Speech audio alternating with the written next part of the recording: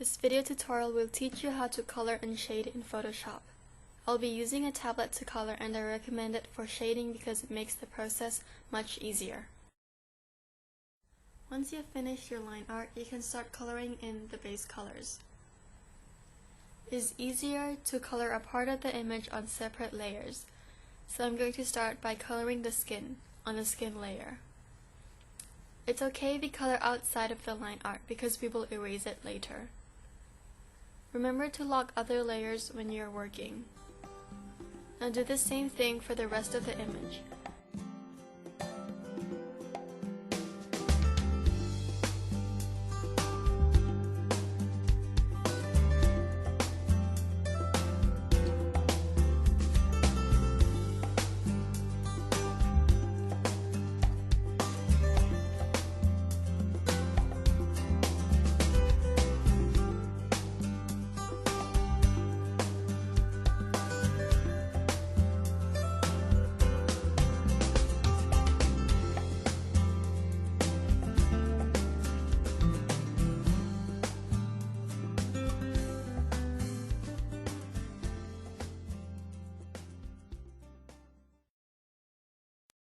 Now you should have all your base colors on different layers.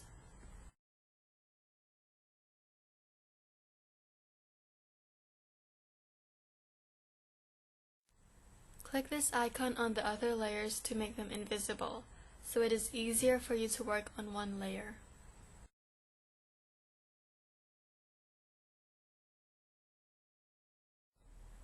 Now erase the colors to fit your line art.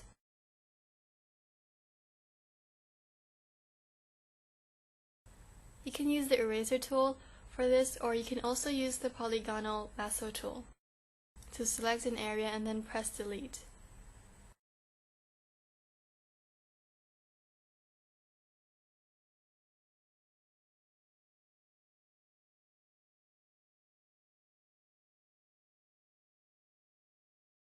This is probably the most time-consuming process.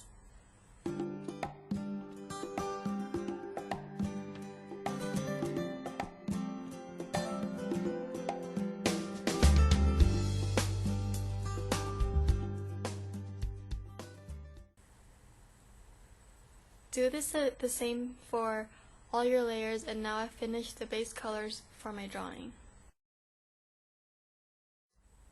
Before shading, you should change the settings of your brush in the Brushes menu and change the flow to 50%.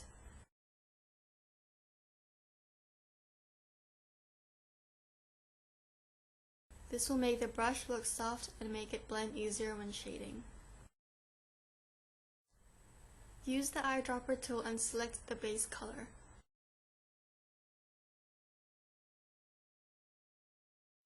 Then select two darker tones and paint them on the canvas as reference.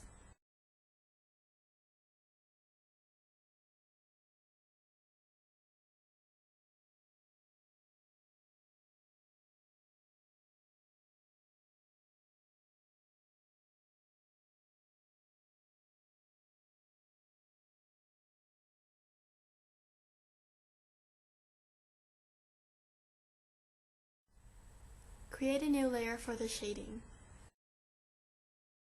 Press and hold Alt and hover your cursor between the two layers. Your cursor should look something like this. Now the skin tone is a clipping mask. This means that you cannot color outside of the colored area on the skin layer. So this is very useful when shading because you don't have to worry about shading outside the lines. Select the color from the second tone and start shading in dark areas. When shading, you should think of where the light source is coming from, so you can figure out where the shadows should be. When shading, you should also try to follow the form to make the object look three-dimensional and more realistic. Remember to shade lightly when you are between the second tone and the base color to blend them well. Select the color from the second tone and start shading in darker areas. You shouldn't color the second tone on the base color, but only the first to blend them together.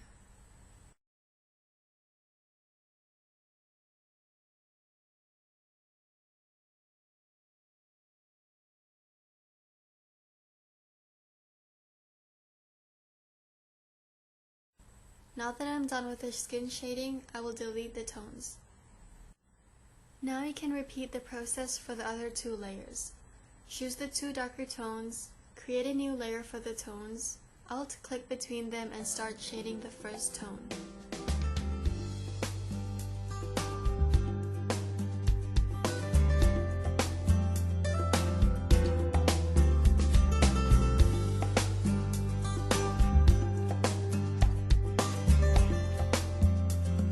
Then select your second tone and start shading in the darker areas. Remember to follow the form. To blend the colors better, use the second tone or the base color to blend the two tones together. Do this for all the layers. Now I'm going to show you how to color eyes.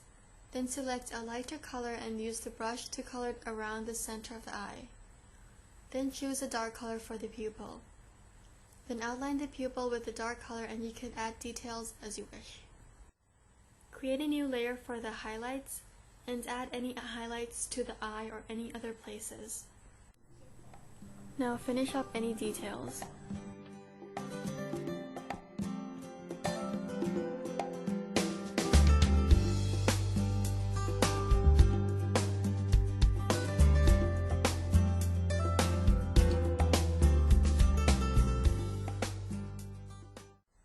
If you want to edit your background, select your layer with the background color. Use the paint bucket tool or the gradient tool to fill in color. Here I'm using the gradient tool and I'm selecting two colors I want to blend for my background.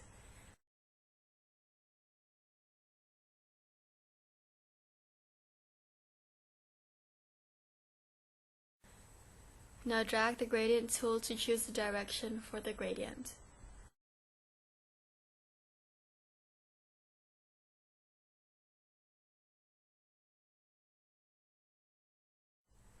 If you want to make the background look even more interesting, load an image of a texture. Here I'm using a scanned piece of paper. Select the image, then copy and paste it into your image.